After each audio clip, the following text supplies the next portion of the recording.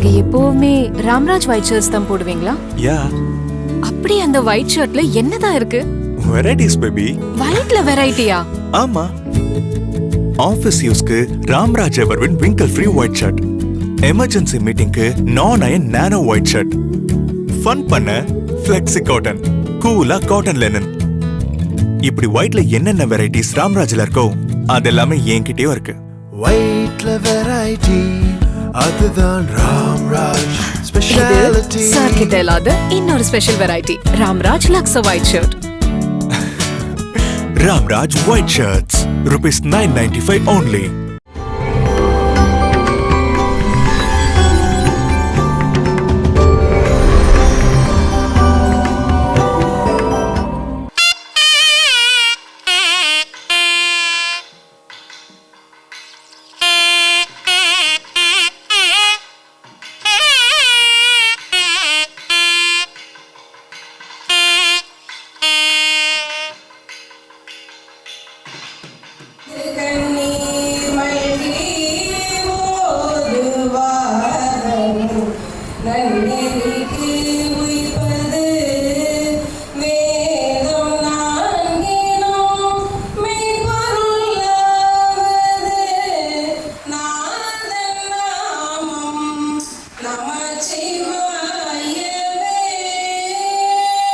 ஒரு பள்ளி எப்படி இயங்க வேண்டும் என்பதற்கு எடுத்துக்காட்டாக, ஒரு அரசு மேல்நிலைப் பள்ளி எப்படி மாறப்பட வேண்டும் என்பதற்கு எடுத்துக்காட்டாக அரசர் மேல்நிலைப் பள்ளியை மாற்றி அமைத்தவர் அருமைக்குரிய நம்ம தலைமை ஆசிரியர் ஆர்பி என்கின்ற அன்போடு அழைக்கப்படுகின்ற ஆர் பன்னீர்செல்வம் அவர்கள். அதே போன்று இன்றைய தினம் சிறப்பு விருந்தினராக வருகை வந்திருப்பவர் தினகரன் பத்திரிகையுடைய ஆன்மீக மடலுக்கு பொறுப்பாசிரியர் வழங்கி கொண்டிருக்கின்ற கிருஷ்ணா அவர்கள், எழுத்தாளர், அருமையான பேச்சாளர். நான் ரொம்ப வியந்து 136 மாதங்களில் ரொம்ப, அதாவது 136 ஒரு 10-15 பேர் செலக்ட் பண்ணால் சொன்னால் அவருடைய பேச்சு அவ்வளோ சிறப்பாக இருக்குங்கிறது நம்பிக்கை எனக்கு இருக்குது. இன்றைய தினம் உங்களுக்கெல்லாம் மிக சிறப்பாக அந்த நான் பெற்ற இன்பம் நீங்களும் பெருக வேண்டும் என்று உங்களுக்கு இந்த வாய்ப்பினை வழங்கியிருக்கிறார் சித்தர் அவர்கள். அவர்களை மனப்பூர்வமாக வருக வருக என வரவேற்று விடைபெறுகின்றேன். நன்றி, வணக்கம். சித்தர்கள்னு தெரியாமே என் வாழ்க்கையில் 3 பேரை நான் கடந்திருக்கிறேன். 3 பேருடைய அனுபவங்கள் எனது மனசு ஃபுல்லாக நிரம்பி இருக்கு. ஆனால் அவர் பார்க்கும்பொழுது நான் அவங்கள சித்தர்கள் நினைக்கவே இல்லை. சித்தர்கள் என்றால் யார், அவர் எப்படி இருப்பாங்க, இதையெல்லாம் அவங்க விரும்புவாங்களா? 73ல் எஸ்எல்சி வரையும் தமிழ் மீடியத்தில் படிச்சுட்டு பியூசி பூண்டி காலேஜில் இங்கிலீஷ் மீடியத்தில் சேர்ந்துருக்கேன். எப்படியாவது டாக்டர் ஆகணுங்கிற ஒரு பெரிய வெறி. அதனால இரவு பகல் பார்க்காம படித்து எப்படி டாக்டர் ஆகிடணும் அப்படின்னு இங்கிலீஷ் மீடியத்தில் படிக்கிறோம். தெரியும், இப்போயே இங்கிலீஷ் மீடியம் என்ன பாடுபடுதுன்னு தெரியும். 50 வருஷத்துக்கு முன்னாடி இந்த இங்கிலீஷ் மீடியம் எப்படி இருந்திருக்கும் உங்களுக்கு கொஞ்சம் கற்பனை பண்ணி பார்த்தீங்கன்னா தெரியும். அவ்வளோ போராடி படித்தேன். அப்படி படிச்சுட்டு இருக்கும்போது அந்த பரீட்சை எப்படி எழுதுனேன், என்ன செஞ்சேன் அப்படிங்கிறது எனக்கு தெரியவே இல்லை. அப்படியே அதாவது பித்து பிடிச்சி போயிடுச்சு. எல்லோரும் என்ன சொல்லிட்டானுங்கன்னா, நிறையா படித்து இவனுக்கு என்ன ஆகிட்டான், பைத்தியம் பிடிச்சி போயிட்டான் அப்படின்ட்டானுங்க. இப்போ எக்ஸாம் முடிச்சுட்டு வீட்டுக்கு போயிட்டேன் ஊருக்கு. அப்படி போய் அதே மாதிரி இருக்கும்போது நல்லா ஒரு 4-5 நாள் தூங்கினேன். பழைய நிலைமைக்கு நான் வந்துட்டேன். ஆனால் அப்படி இருக்கும்போது பார்த்தீங்கன்னா திடீர்னு ஒரு நாள் எங்கள் மாமா வீட்டுக்கு ஒரு சாமியார் வந்திருக்கிறாரு, நீ அவரை பார்த்துட்டு வா அப்படின்னு சொன்னாங்க. திடீர்னு அவங்க வீட்டுக்குன்னா சரின்னு போனேன். அதுக்கு முன்னாடி போகிறதுக்கு முன்னாடி யார் இந்த சாமியாரா, இவரே இதுக்கு என்ன போய் பார்க்க சொல்கிறாங்க அப்படின்னு சொல்லி அவரை பற்றி என்னன்னு கேட்டேன். ஒரு சாமியார் தஞ்சாவூர் பஸ் ஸ்டாண்டில் நின்னாராம். உங்கள் மாமாவை பார்த்துட்டு, டேய் ராமசாமி, எங்கள் மாமா பேர் ராமசாமி, ராமசாமி நான் உங்கள் வீட்டுக்கு வரேன்டா, என்னை அழைச்சிட்டு போடா அப்படின்னு சொன்னாராம். இவரும் உடனே போய் பார்த்துட்டு, சரி வாங்க போகணும், எனக்கு கண்ணு தெரியாதுடா, அழைச்சிட்டு போ அப்படின்னு இருக்காரு. கண்ணு தெரியாது, ஆனால் பேர் சொல்லி என்ன கூப்பிட்றாரு, ராமசாமி. இப்போ பேர் சொல்லி கூப்பிட்டீங்களே, நான் கூப்பிட்டேன்டா, அழைச்சிட்டு போடா அப்படின்னு இருக்காரு. உடனே அவர் என்ன செஞ்சிட்டாருன்னா, சரி வா அப்படின்னு சொல்லி அழைச்சிட்டு வந்துட்டார். அவருடைய தோற்றம் என்னன்னா, இடுப்பில் ஒரு வேஷ்டி, உள்ளாடை எதுவுமே கிடையாது, ஒரே ஒரு துண்டு. நான் பார்த்தது ஒரு வேஷ்டி, வெள்ளை வேஷ்டி, மேலே ஒரு வெள்ளை துண்டு, ஒரு கையில் ஒரு தடி. இதோட தான் நான் எங்கள் மாமா வீடும் கூரை வீடு தான், எதிர்த்த திண்ணியில் அவர் உட்காந்துருக்காரு, இந்த பக்கம் நான் உட்காந்துருக்கேன். இவரெல்லாம் சொல்லிட்டு அழைச்சிட்டு போகும்போது அழைச்சிட்டு வந்திருக்காரா. ஆனால் வந்த உடனே ஒரு காலையில் எழுந்திரிச்சாராம், நைட்டு நேரம் வந்த உடனே காலையில் எழுந்திரிச்சாராம். எழுந்திரிச்சு சாப்பிட்ட பிறகு, இந்த கொடைக்கல்ல இருந்த ஒருத்தன் பார்க்க வந்திருக்கிறான், நான் சொல்வது 100% உண்மை. எந்த இதுவும் ஒரு விழுக்காடு கூட நான் மிகைப்படுத்திக்கிறது. அந்த கொடைக்கல் மாவாட்டுறதுக்கு அந்த காலத்தில் கொடைக்கல் தான் இருக்கும். அதை பார்த்த உடனே என் மாமாட்ட கொடுத்துனேன், ஏய் இன்னொருத்தன் பார்க்க கொடைக்கல்ல உட்காந்துருக்கான், அந்த ஒரு சாக்கு எடுத்துகிட்டு வா, பார்த்துட்டான் போட்டு விடு அப்படின்னு இருக்கார். யாரும் இல்லை, நல்ல பாம்பு. என்ன நேராக போய் அவர் இந்த கொடைக்கலை தெளியிருக்கிறார், அப்படியே சுற்றிட்டு பெரிய நல்ல பாம்பு அப்படியே படம் எடுத்துருக்கு. டேய் எங்கள் மாமா வந்து ராமலிங்க சுவாமி பக்தர், மிக பைத்தியம், பக்தர்னெல்லாம் கூட சொல்ல முடியாது, ராமலிங்க சுவாமி பக்தர். அந்த எங்களுக்கு தெரியும், எண்ணி இல்லாமல் எங்களெல்லாம் ஒரு நாளைக்கு ஒரு நேரத்துக்கு சாப்பிட முடியாத ஒரு காலகட்டம். கம்ப்ளீட்டாக எல்லாரையும் வெஜிடேரியன் ஆக்கிட்டார். அவ்வளோ திட்டுவோம், இந்த ஆளுக்கு தான் பைத்தியம் பிடிச்சி போச்சுன்னா நம்மளையும் வீட்டில் சமைக்க விட மாட்டாங்கன்னு எல்லாருமே திட்டுவாங்க, இருந்தாலும் சமைக்க விட மாட்டார். அது மாதிரி அந்த மாதிரி சூழ்நிலை அவர் வீட்டுக்கு அழைச்சிட்டு வரும்போது அவர் சொல்கிறாங்க, அந்த மாதிரி அந்த பக்தி இருக்குது அப்படின்னு பார்க்கும்போது, நல்ல பாம்பு சாமி, ஏய் அடிச்சிடாதடா, வேலை முடிஞ்சிருச்சு, அவனை ஒரு சாக்கு எடுத்துட்டு இருந்தபடி உள்ளே கொண்டுருவான், இவரை பற்றி யாருன்னே தெரியாது, இவருக்கு கண்ணு தெரியாது. அந்த நேரத்தில் எனக்கு இதெல்லாம் உணர தெரியல, கண்ணு தெரியாதவர். சாக்கு எடுத்துகிட்டு உள்ளுக்கு வருவான், வயலுக்கும் பக்கத்தில் ஒரு புற்று இருக்குல்ல, குளத்துக்கும் பக்கத்தில், இந்த புத்து இருக்கிறது இவருக்கே யோசிச்சு பார்க்குறான் எங்கே இருக்குன்னு. நீ போடா, வயலுக்கும் பக்கத்தில் ஒரு புத்து இருக்கிற, அவனை கொண்டு அங்கே விட்டுட்டு வாடா அப்படின்ட்டான். நேராக கொண்டு விட்டுட்டு வந்துட்டாங்க. இந்த கதையை சொல்லி தான் என்னை இங்கே அழைச்சிட்டு போகிறாங்க. நான் நம்பலை. என்ன போய் உட்காந்துருக்கேன். சரி என் தங்கச்சி பையன் அவனை பார்க்க வந்திருக்கான், அவங்கள பார்க்க வந்திருக்கான், அவனை பார்த்துட்டு கொஞ்சம் சொல்லுங்களேன் அப்படின்ட்டு இருக்கேன். அப்படியே உட்காந்தார். ஏன்டா அவன் பேதலிச்சு போய் உட்காந்துருக்கிறான், அதெல்லாம் பாஸ் பண்ணிட்டான்னு சொல்லி நான் நம்பினது, பாஸ் பண்ண மாட்டோம், வாழ்க்கையே போச்சு அப்படின்னு ரொம்ப இதில் உட்காந்துருக்கிறேன். அவர் சொன்னது, அவன் ஏன்டா புத்தி பதிலிச்சு உட்காந்துருக்கான், அதெல்லாம் ஒன்றுமே இல்லை, நான் நல்ல மார்க் எடுத்து பாஸ் பண்ணிவிடான்னு சொல்லு, பயப்பட வேண்டான்னு சொல்கிறேன் அப்படிங்கிறார். சரி அப்படின்னு சொல்கிறார். நானும் அவரும் சாப்பிட்டோம் உட்காந்துருந்து. ஒரு இலையில வந்து வெண்பொங்கல் அவருக்கு வைக்கிறாங்க, அதில் உப்பு எதுவுமே கிடையாது. அவர் எப்படி சாப்பிட்டாருன்னா தெரியும், அந்த காலை மடக்கிட்டு ஒரு காலை குத்துட்டு வச்சு சாப்பிடுவாங்க, அப்படி காலை அப்படியே குத்துட்டு மடக்க வச்சு சாப்பிட்றாரு. அவர் ஆடையெல்லாம் விலகி இருக்கு, அதை பற்றி அவருக்கு தெரியலை. அந்த உருண்டையை உருட்டி அவர் 4 உருண்டை போட்டுக்கிட்டார், அவ்வளோதான். ஏன்னா பக்கத்தில் உட்காந்து நல்லா சாப்பிடு. இதெல்லாம் அவருக்கு அதுதான் தேவை. 2 நாளில் அவர் எப்படி போனார், கண் தெரியாதவர். மீண்டும் மீண்டும் நான் ஆச்சரியப்பட்டது, கண்ணே தெரியாது, கண் தெரியாதவர் எப்படி போனார்னு தெரியல. அப்போ தான் தெரிஞ்சுக்கிட்டேன், பிற்காலத்தில் உணர்ந்தேன் அவர் ஒரு சித்தர். அடுத்ததாக நாம் அனைவரும் ஆவலோடு எதிர்பார்த்து கொண்டிருக்கும் சிறப்பு சொற்பொழிவு ஆற்ற இருக்கிறார். எழுத்து சிற்பியான பாலகுமாரனோடு பயணித்தவர் என்பதால், அவர் செதுக்கிய சிற்பம் இவர் என்பதால் இவரை பற்றிய அதிக அறிமுகம் தேவையில்லை. இப்போது அவருக்கு வழிவிட்டு நான் இடம் அமர்கிறேன். அடிப்படையா நாம ஏன் ஞானிகளுடைய சரித்திரத்தை முதல்ல கேட்கணும். நம்மளுக்கு நிறைய என்டர்டைன் பண்றதுக்கு நிறைய ஃபீல்டு வெளியில இருக்கு. செல்லு ஒன்னே போதும், எல்லாரையும் 24 hours என்டர்டைன் பண்ணிட்டு இருக்கு. இதையெல்லாம் தாண்டி நீங்க இங்க வந்திருக்கீங்க. என்ன எக்ஸ்டர்னல் வேர்ல்டு, வெளி உலகத்தை விட்டுட்டு ஏதோ இங்க இருக்கு சித்தருடைய சமாதி, என்ன நமக்கு கிடைக்குது, நம்ம ரெகுலரா வரோம், நாம இதை தாண்டி இங்க உட்கார்ந்து கேட்கிறோமே, இதனால என்ன பிரயோஜனம்? ஞானிகளினுடைய சரிதங்களை நாம ஏன் கேட்கணும்?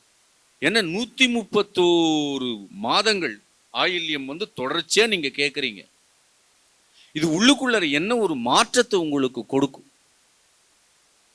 ரொம்ப பேசிக்கலா சில விஷயங்கள் உங்களுக்கு தெரிஞ்சிருக்கும்.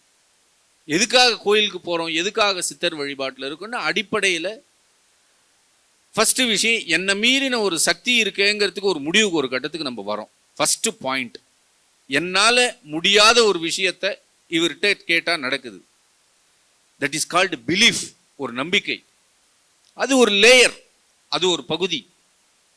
எனக்கு என்ன பிரச்சனையா இருந்தாலும் இங்க இருக்கிற சித்தர் பெருமாள்கிட்ட வேண்டினா நடக்கிறது. நிறைய வேண்டிக்கிறோம், நிறைய நடந்துட்டு இருக்கு. உடனே என்ன பண்றோம், இங்க சரணடைகிறோம், உட்கார்றோம். அதுக்கப்புறம் கோவிலுக்கு போறோம்.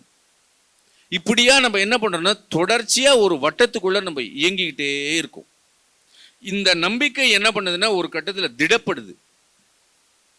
திடப்பட்ட உடனேயே இதுக்கான அடுத்த கட்டத்துக்கு நம்ம போறோம். இதுக்கான அடுத்த கட்டம் என்ன அப்படின்னு உட்காரும் பொழுது நம்மளை சுத்திலும் ஞானிகள் வந்து உட்கார்றாங்க. இதுக்கான அடுத்த கட்டத்துக்கு நீங்க வந்துட்டீங்கன்றதுக்கு அடையாளமே உங்களால ஞானிகள் சரித்திரத்தை யாராவது சொல்லி கேட்பது மட்டும்தான். ஞாபகம் வச்சுங்க. என்ன, உங்களுக்கு பின்னாடி இருக்கிற ஒரு சித்தரோ உங்களுக்கு பின்னாடி இருக்கிற சக்தியோ தான் உங்களெல்லாம் இங்க கொண்டு வர முடியும். உங்களெல்லாம் வர முடியாது. உங்களால எப்படி வர முடியாதோ அதே போல வெளியில இருக்கிறவங்களும் இங்க வர முடியாது. இருக்கிற மக்கள் தொகையெல்லாம் கம்பேர் பண்ணும் இதெல்லாம் 0.1 கூட கிடையாது, ஒண்ணுமே கிடையாது. இது என்ன, பின்னாடி இருக்கிற ஒரு சத்திய வஸ்து. எந்த சித்தர் பெருமான் உங்களுடைய குருவா இருக்கிறோ வழி நடத்துறதுனால இங்க வரீங்க. இங்க வந்து இதை கேட்குறீங்க. ஏன் சார் நீங்க கேட்குறீங்க? ஃபர்ஸ்ட் அடிப்படையான விஷயத்துக்கு போவோம். வாழ்வினுடைய அடிப்படையான ஒரு கொஸ்டின் உங்களுக்கு புரிய வைக்கிறதுக்காக ஞானிகள் உங்களுக்கு எப்பவுமே முயற்சி பண்ணிக்கிட்டே இருக்காங்க. அது என்ன கொஸ்டின்? அது எல்லா ஞானிகளும் அடிப்படையா உங்க முன்னாடி உபனிஷத்திலிருந்து வேதங்கள்ல இருந்து சித்தர் பாடல் ஒரே ஒரு கொஸ்டின், பா நீ இந்த உலகத்துல என்னப்பா தேடுற அப்படிங்கிறது தான். நம்ம எதையோ ஒன்று தேடிக்கிட்டே இருக்கோம் இல்ல, 24 hours நம்ம ஏதோ ஒன்று தேடிக்கிட்டு இருக்கோம். என்ன தேடுறப்பா? நீ தேடுறது சந்தோஷம், நீ தேடுறது சுகம். திருவண்ணாமலையில் ரமண பகவானுடைய எல்லாருக்கும் தெரியும், ரமண மகரிஷி எல்லாருக்கும் தெரியும். திருவண்ணாமலை கிரி பிரதட்சணம் வரும்போதும் பார்த்துருப்பீங்க. அவருடைய முதல் நூல் நான் யார் என்கிற ஆத்ம விசாரம். அந்த ஆத்ம விசார நூலை எடுத்து முதல்ல படிச்சு பார்த்தீங்கன்னா இந்த வாழ்க்கையினுடைய அடிப்படை விஷயம், இந்த ஜீவர்கள் தேடுவது அனைத்தும் சந்தோஷம், சுகம். ஆனால் அவர்கள் அதை வெளியில் தேடிக்கொண்டிருக்கிறார்கள். வெளியில் தேடுவது என்பது இல்லை, அவர்களுக்கு உள்ளாக அந்த சுகம் சந்தோஷம் இருக்குது, அதை மறந்துட்டு தேடுறாங்க. ஃபர்ஸ்ட் ஸ்டேட்மெண்ட் இது, ஞானிகளுடைய ஃபர்ஸ்ட் ஸ்டேட்மெண்ட் நம்ம கவனிக்கணும். சார் இது சாதாரணமாக எல்லாரும் தெரிஞ்சது தானே சார், நான் சுகத்தை தேடுறேன் வெளியில, எனக்குன்னு தெரிஞ்சு போச்சு. சந்தோஷத்தை தேடுறேன், அதுவும் எனக்கு ஓரளவு தெரியுது. ஆனா இது உள்ளதான் இருக்குதுன்றதையும் ஓரளவுக்கு தான் எனக்கு தெரியுது. ஆனா ஏன் சார் என்னால் அது தீர்மானமா பண்ண முடியல? அதான் இந்த இடத்துல கொஸ்டின். இதுக்குதான் ஞானிகளுடைய சரித்திரம் நம்ம கேட்கணும். நான் முதல்ல என்ன பண்றேன்னா, இந்த சுகத்தை தேடுறேன், சந்தோஷம் தேடுறேன், ஆனா எனக்குள்ளார இருக்கிறதுன்ற ஒரு விஷயத்தையே திடப்படுறதுக்கு நான் ஞானிகளை போய் சந்திக்க வேண்டியதா இருக்கு. ஞானிகளுடைய தரிசனத்தை நான் பெற வேண்டியதா இருக்கு. அப்ப சந்தோஷங்கிறது எங்க இருக்குன்னு நம்ம முதல்ல பார்க்கிறோம். நான் எல்லா இடங்களையும் ஒரு உதாரணம் ஒன்று சொல்லுவேன். சாதுவும் சுவாமிகள் திருவண்ணாமலை ரமண மகரிஷியினுடைய ஒரு அடியவர். அவர் ஒரு சின்ன உதாரணம் ஒன்று சொல்லுவார். ஒரு கடை பக்கம் போறீங்க, ஒரு மாம்பழத்தை பார்க்குறீங்க. இந்த மாம்பழத்தை நான் சாப்பிடணுங்கிற எண்ணம் முதல்ல வருது உங்களுக்கு. உடனே அந்த கடையிலேருந்து அந்த மாம்பழத்தை சாப்பிட்றீங்க. சாப்பிட்டு உணர்ந்த அந்த இனிப்பு சுவை உள்ள போன உடனே உங்களுக்குள்ள என்ன நடக்குதுன்னு பார்ப்பார் அவர். ரொம்ப சாதாரணமான ஒரு விஷயம்தான் இது. ஆனால் கொஞ்சம் கவனிச்சு பாருங்களேன். நான் என்ன வேண்டும் என்று நினைக்கும் பொழுது எனக்குள் ஒரு எண்ணம் எழுகிறது. அந்த எண்ணத்தை நிறைவேற்றி கொள்வதற்காக நான் அந்த பொருளை வாங்கி அனுபவிக்கிறேன். இப்பொழுது அந்த பொருளை வாங்கும் பொழுதும் அனுபவிக்கும் பொழுதும் எனக்கு என்ன வேண்டும் என்கிற எண்ணம் முதல்ல அடங்குது. அடிப்படையான கொஸ்டின். எனக்கு என்ன டிசையர் அப்படியே சப்ரஸ் ஆகுது, உள்ள போகுது. எனக்கு என்ன வேணுங்கிறது முதல்ல ஆசை வெளியில வருது. அந்த ஆசை என்ன பண்ண நீங்க நிறைவேற்றும் பொழுது அந்த இனிப்பு சுவை உங்களுக்குள்ள எங்கிருந்து வருது? ஏற்கனவே உங்களுடைய வாசனா மண்டலத்துல மனசுல ரெக்கார்ட் ஆயிருக்கு, இனிப்பு நான் சாப்பிடுவேன் அப்படின்னு. இது போய் அடங்கின உடனே என்ன அடங்குதுன்னா, எண்ணம் அடங்கின உடனே சின்னதா ஒரு சந்தோஷம் வருது உங்களுக்கு. இந்த சின்னதா எப்படி இந்த சந்தோஷம் வருது? எண்ணம் அடங்கும் பொழுது உங்களுக்கு சந்தோஷம் வருது. கவனிங்க அதை, நீங்க கொஞ்சம் நெக்ஸ்ட் டைம் கவனிங்க. எதனால நீங்க சந்தோஷப்படுறீங்க? எண்ணம் அடங்கும் பொழுது நீங்கள் சந்தோஷப்படுகிறீர்கள். அப்ப எண்ணம் மொத்தமா எங்க அடங்குது? உங்களுடைய தூக்கத்தில் அடங்குது உங்களுக்கு. அடுத்தது அதை விட பெரிய சந்தோஷம் உங்களுக்கு. யாராவது 3 நாள் தூங்காம இருக்க முடியுமான்னு யோசிச்சு பாருங்க. முடியாது. நீங்க எவ்வளவு பெரிய கோடீஸ்வரனா இருக்கட்டும், ஏன் அம்பானியா இருக்கட்டும், பில்கேட்ஸா கூட இருக்கட்டும், நீங்க எங்க தூக்கத்துக்குள்ள போறீங்களோ அவரும் அங்கதான் தூக்கத்துக்குள்ள போறாரு. எந்த டிஃபரன்ஸும் கிடையாது. இந்த தூக்கத்துக்குள்ள என்ன நடக்குதுன்னா, உங்களுடைய எண்ணங்கள், ஒட்டுமொத்த எண்ணங்களும் அடங்குது. அப்ப என்ன நடக்குதுன்னா, உங்களுடைய ஐம்பொறிகள் என்று சொல்லக்கூடிய நீங்க எதையும் கண்ணால பார்க்கல. கண்ணு போய் ஒரு விஷயத்தை இங்க அனுபவிக்குது. கண்ணு ஒரு நல்ல பொருளை பார்க்குது, கெட்ட பொருளையும் பார்க்குது, அது அனுபவிக்குது. உண்மையா இல்லையா இது? அதே சமயத்துல காதுல என்ன பண்ண, நல்ல விஷயம் கேட்குது, அனுபவிக்குது. இதே கேட்கக்கூடாத விஷயத்தையும் கேட்டு அனுபவிக்குது. என்னது இப்ப இருக்கிற ஸ்டேட்ல தொடு உணர்ச்சி, இதுவும் என்ன பண்ணுது, எல்லாத்தையும் அனுபவிக்குது. இப்படி பஞ்ச இந்திரியங்களும் அனுபவிக்க கூடியது. இப்ப நீங்க அனுபவிக்கிறது எல்லாத்தையுமே ரெக்கார்ட் பண்றீங்க.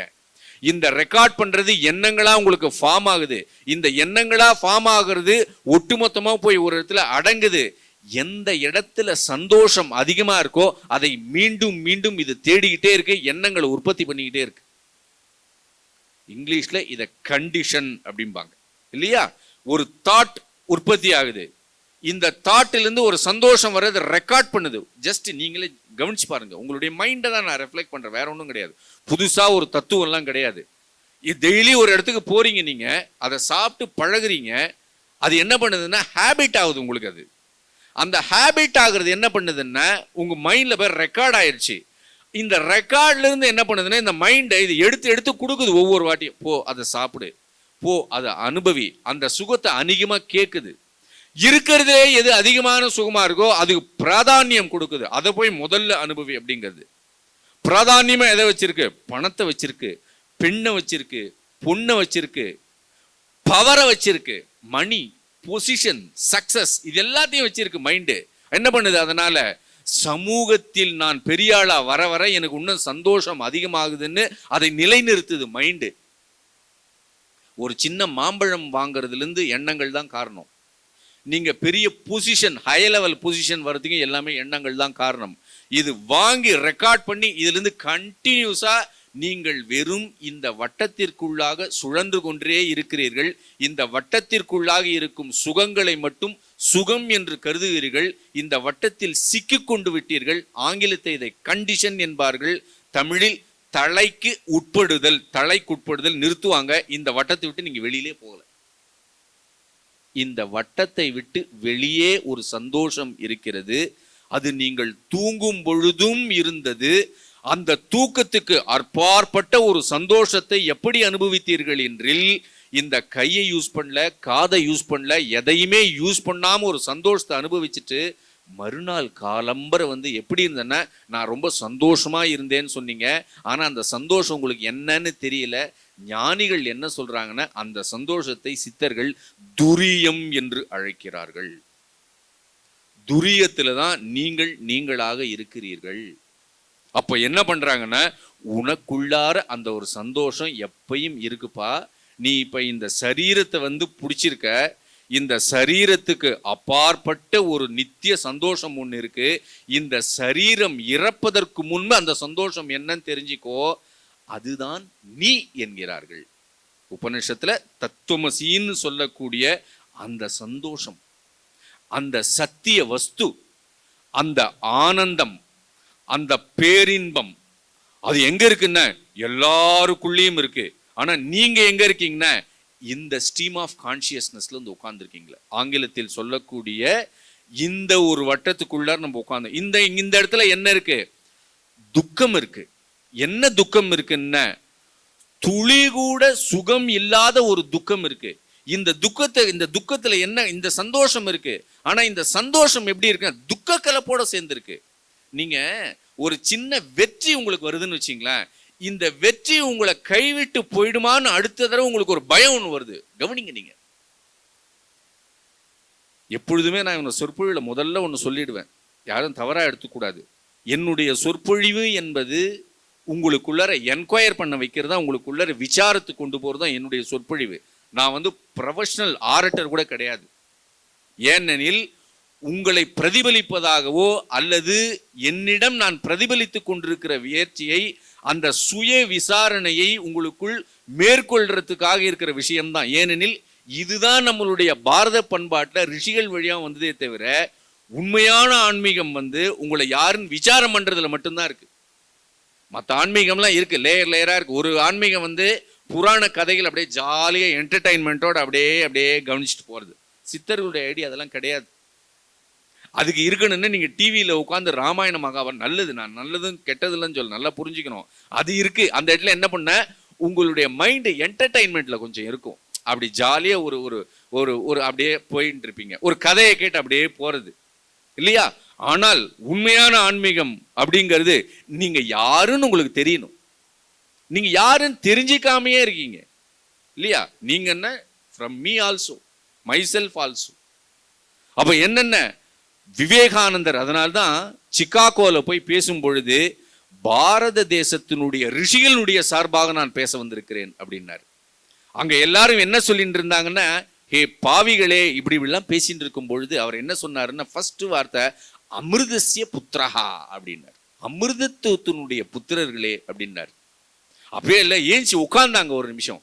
ஏன்னா நீ உன்னை சரீரமாகவும் நான் என்னவோ இந்த சரீரத்துக்குள்ளற எனக்கு இவ்வளவு துக்கம் இருக்கு, நான் என்ன பாவம் பண்ணினேனோ, எனக்கு என்ன விடிமோட்சம் வருமா வராதா, இன்னும் 10 ஜென்மங்கள் நான் எடுக்கிற மாதிரி தாவோ உங்களை நீங்களே தாழ்த்திக்கிட்டு உட்காந்துருக்கீங்களே, அந்த ஞானம்ங்கிறது இந்த மொமெண்ட்ல இந்த கணத்துல இருந்து ஏஞ்சி உட்காருங்க அப்படின்னாரு.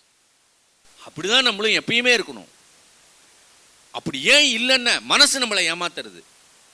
எப்படி மனசு ஏமாத்துறதுன்னா, 60 வயசு கழிச்சு ஆன்மீகத்துக்கு போ. ஃபர்ஸ்ட் மைண்ட் எல்லாருக்குள்ளரையும் என்ன, பக்கத்து வீட்டுக்கு பையன் தான் விவேகானந்தரா இருக்கணும் நமக்கு எப்பயுமே.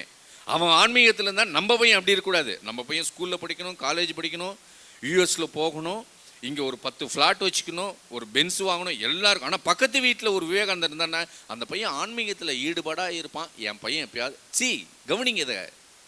ஏன்னா இவன் ஆன்மீகம் நினைச்சிட்டு இருக்கிறது வேறையா இருக்கு. இவன் என்ன நினைச்சிட்டு இருப்பான், 60 வயசுக்கு பிறகு ஆன்மீகம், 70 வயசுக்கு பிறகு என்ட்ராகலாம், ஒரு 3 ஜென்மம் கடந்தா எனக்கு மோட்சம். எல்லாம் மனசு ஏமாத்துறது, மித்து எல்லாமே ஏமாத்து வேலை. யார் ஏமாத்துறது? அகங்காரம் ஏமாத்துது. ஞானிகள் என்ன சொல்றாங்க, அதெல்லாம் கிடையாது, இந்த மொமெண்ட் நீ வீழ்ச்சிக்கோ அப்படின்றாங்க. அதனால தான் விவேகானந்தரும் வள்ளலாரும் சொன்னாங்க, விழித்திரு எழுந்திரு அப்படின்னாங்க. கடோ உபநிஷத்துல இருக்கிற வார்த்தையை எடுத்து இவர்கள் யூஸ் பண்றாங்க. விழித்திரு, வீழ்ச்சிக்கோப்பா அப்படின்றாங்க, எழுந்துன விழுந்திருக்கோப்பான்றாங்க. நீங்க யாராவனா இருங்க, இங்க உழவு செய்கிற விவசாய கூலியா கூட இங்க இருங்க, விவசாயியா கூட இருங்க, இல்ல சாதாரண கார்பெண்டரா இருங்க, என்னவா கூட இருங்க. ஞானிகள் அதெல்லாம் பிரச்சனை. ஞானிகள் என்ன பிரச்சனை, உங்களுக்குள்ளார அந்த ஒரு சத்திய வஸ்து இருக்கு, அதை விழிக்கணும். ஏன்னா நீங்க யாரும் தெரியாத போது நீங்கள் தேடிக்கொண்டிருக்கும் அந்த சந்தோஷம்ங்கிறது ரொம்ப டெம்பரவரி, ரொம்ப டெம்பரவரி இது. அப்பதான் ஞானிகள் என்ன சொல்றாங்கன்னா, நீங்க எப்பவுமே ராம்ராஜ் ஒயிட் ஷர்ட்ஸ் தான் போடுவீங்களா? யா. அப்படி அந்த ஒயிட் ஷர்ட்ல என்னதான் இருக்கு? Varieties baby. ஒயிட்ல வெரைட்டியா? ஆமா.